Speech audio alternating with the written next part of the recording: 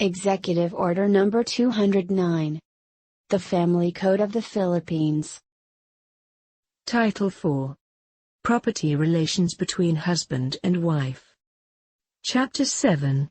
Property Regime of Unions Without Marriage. Article 147.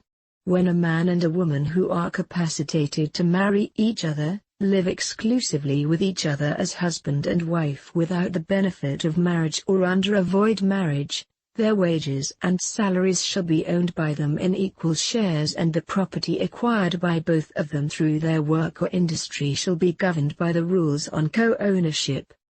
In the absence of proof to the contrary, properties acquired while they live together shall be presumed to have been obtained by their joint efforts, work or industry, and shall be owned by them in equal shares.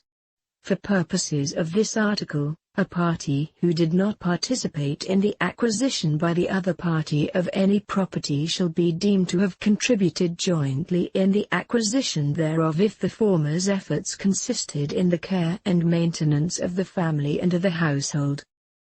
Neither party can encumber or dispose by acts inter vivos of his or her share in the property acquired during cohabitation and owned in common, without the consent of the other, until after the termination of their cohabitation.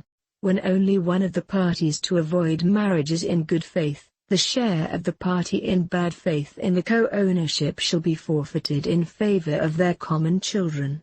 In case of default of or waiver by any or all of the common children or their descendants, each vacant share shall belong to the respective surviving descendants.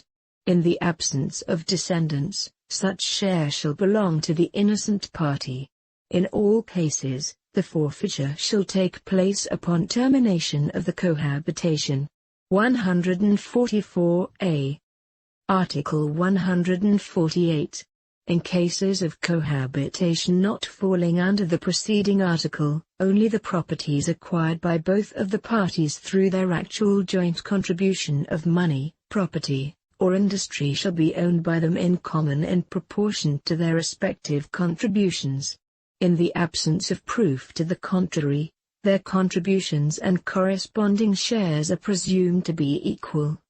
The same rule and presumption shall apply to joint deposits of money and evidences of credit.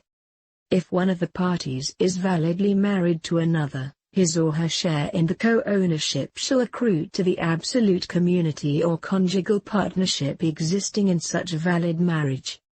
If the party who acted in bad faith is not validly married to another, his or her shall be forfeited in the manner provided in the last paragraph of the preceding article. The foregoing rules on forfeiture shall likewise apply even if both parties are in bad faith.